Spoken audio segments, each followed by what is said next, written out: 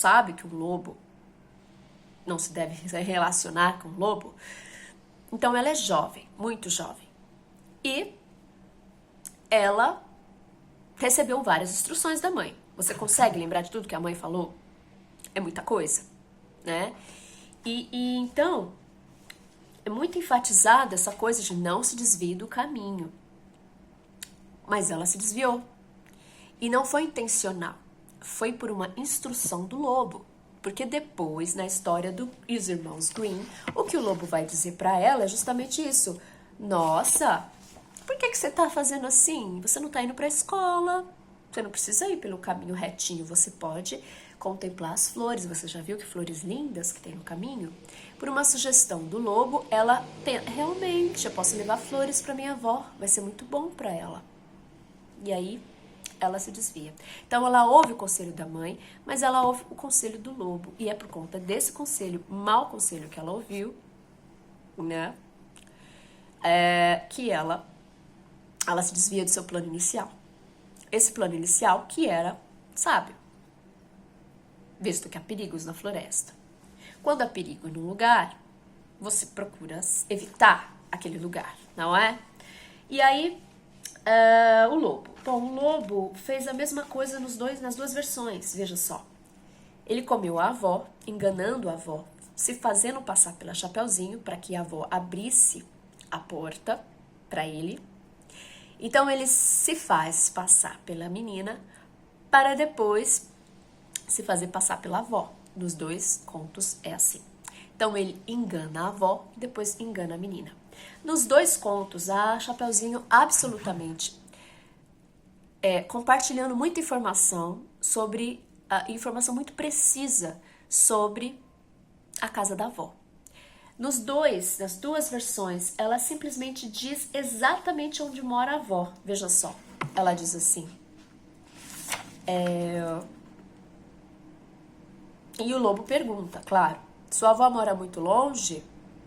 Ah, mora sim. Mora depois daquele moinho lá longe, bem longe, na primeira casa da aldeia. Veja, então, é uma informação bem específica. No segundo conto, no conto dos irmãos Green, ela diz assim, a casa da vovó, né? Onde fica a casa da sua vovó, Chapeuzinho? Fica um bom quarto de hora de caminhada mata dentro, bem debaixo dos 3 carvalhos grandes. O senhor deve saber onde é, pelas aveleiras que crescem em volta, né? Então, assim, ela dá informações precisas. E o lobo consegue seguir essas instruções. E chega lá antes. A avó simplesmente não tem diálogo com o lobo, a não ser pelo fato de que ele quer abrir a porta e ela permite. E é devorada. E então, esse lobo chega e deita na cama da avó. Interessante essa imagem, né? Porque quando a Chapeuzinho chega e olha pro lobo, nas duas versões, ela estranha aquela figura. Só que, por algum motivo, a Chapeuzinho não é clara e direta. Ela não fala assim. Primeiro, ela não sai correndo. Quando ela vê aquilo e sai correndo. Sabe assim? Não há esse movimento primitivo de olhar, se assustar e sair correndo. Ela fica. Ela fica e ela acha estranho, mas ela continua ali. Ela estranha, mas ela não sai correndo. Isso é uma coisa importante de se notar. Sabe quando você, não sei se você já teve a convivência com crianças, né? Mas quando você muda o cabelo, ou tá usando um chapéu estranho, ou uma roupa, quando você geralmente, tá, faz a coisa sempre de um jeito e a sua aparência se apresenta diferente para alguma criança, a criança vai olhar para você, ela vai reparar, ela vai achar estranho. Mas ela não fala nada, mas talvez ela fale. E aí ela fica, nossa, mas isso aqui. E a Chapeuzinho começou a perguntar, isso aqui, pelas partes do corpo, né? Então o olhar da Chapeuzinho não foi um olhar assim de impacto, olhou, assustou, saiu correndo. a leitura dela foi metonimicamente, né? Por partes, né? E aí ela não chegou na conclusão, porque ela não consegue. Porque o lobo ataca ela antes, né? Então, nas duas versões, as duas são devoradas sem reação nenhuma. E na segunda versão dos Irmãos Grimm tem essa redenção, né? Elas são salvas pelo caçador. Aí você se pergunta, por quê? Por que o caçador aparece na segunda versão, né? E por que a primeira termina desse jeito? É importante dizer que na primeira versão do Perrault, existe uma parte logo após a história que se chama moral. E é um versinho. Eu vou ler esse versinho para vocês, tá? Ó, moral. Vemos aqui que as meninas, e sobretudo as mocinhas, lindas, elegantes e finas, não devem a qualquer um escutar. E se o fazem, não é surpresa que do lobo virem o jantar. Falo do lobo, pois nem todos eles são de fato equiparáveis. Alguns são até muito amáveis, serenos, sem fel nem irritação. Esses doces lobos, com toda a educação, acompanham as jovens senhoritas pelos becos afora e além do portão. Mas ai, esses lobos gentis e prestimosos são entre todos os mais perigosos. E termina assim.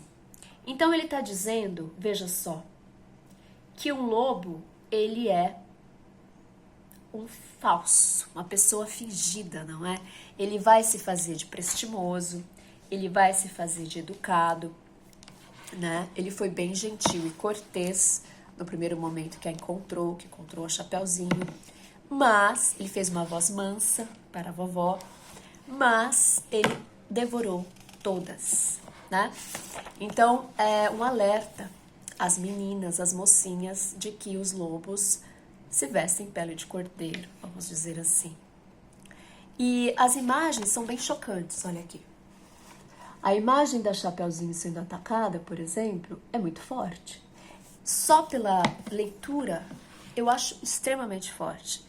Eu acho que é uma história que pode, inclusive, dar gatilhos, porque ela diz desse ataque à vovó. E as palavras a devorou inteirinha, não é? Isso tem uma conotação que, para nossa cultura, vai além do devorar os alimentos. Tem uma questão, uma conotação sexual. E isso também acontece no segundo conto, quando o lobo... Olha, veja aqui literalmente o lobo vestindo pele de cordeiro, tá vendo que ele tá com uma pele aqui, fofinha? Ou seja, ele tem uma aparência de ser cortês, gentil, educado, tá até se curvando diante da menina, mas, né? E aqui um lobo bem mais animalesco, não é? Mas mesmo assim sendo gentil e cortês. E no final das contas, ele atacando a menina. Então assim, no segundo conto, no conto dos Grimm, tem esse momento aqui do caçador como uma espécie de cirurgião, né? Um obstetra, né? Ele literalmente corta a barriga do lobo. Então ele diz assim, vamos lá, vamos ver aqui. Bom, ele poderia ter atirado, porque o caçador tem espingarda. Então diz assim, ó, sacou sua espingarda, já estava fazendo pontaria quando atinou que o lobo devia ter comido a avó e que assim ele ainda poderia salvá-lo, né? Então ele atinou, a avó não tá ali, o lobo tá aqui e comeu a avó. Então não atirou. E em vez de atirar, pegou uma tesoura e começou a abrir a barriga do lobo adormecido. Olha que lobo estava muito adormecido, que nem acordou, não é?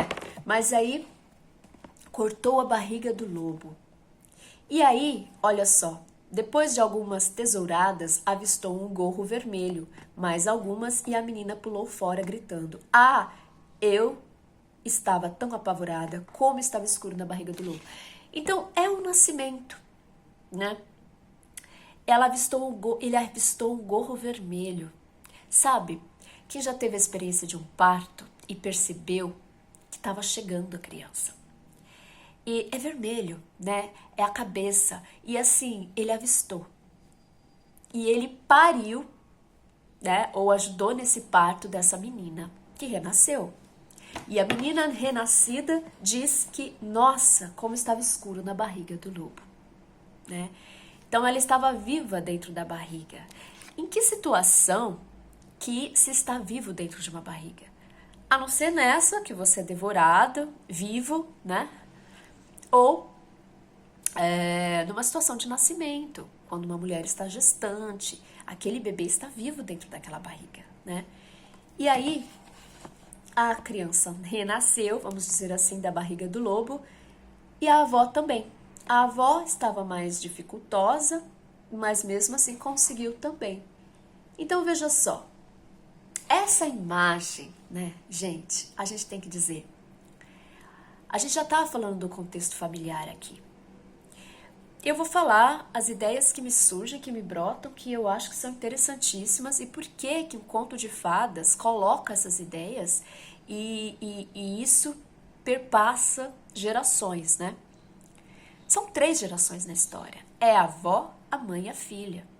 Essa filha, desculpa, a avó, a mãe e a filha, exatamente. Essa mãe, né, que só aparece no começo da história, que despacha sua filha para o mundo, que dá uma instrução para ela e diz, olha, vá para casa da sua avó, a sua avó mora longe. Primeiro, por que essa avó mora longe? Segundo, por que essa mãe não vai pessoalmente visitar essa avó? Por que ela manda a filha? A filha é muito amada pela avó, a neta é muito amada pela avó. Existe um elo aqui muito grande. E sim, as crianças amam seus avós, os avós amam suas crianças. É o encontro do começo e do fim da vida, né? E a mãe, nos seus afazeres, não tá tão disponível assim quanto uma avó. Uma avó tem uma disponibilidade de afeto muito grande e uma criança tem um desejo disso. Então, é uma união natural, vamos dizer assim. E as duas vão parar na mesma barriga, né? As duas vão parar na barriga do lobo. As duas são muito ingênuas, né? Eu ouvi um dado ontem falando sobre isso, que quando se envelhece, na velhice, se está muito menos racional, né? É uma questão cerebral. O cérebro funciona de um outro jeito, né? E as pessoas ficam mais ligadas às emoções, né? E são mais impulsivas.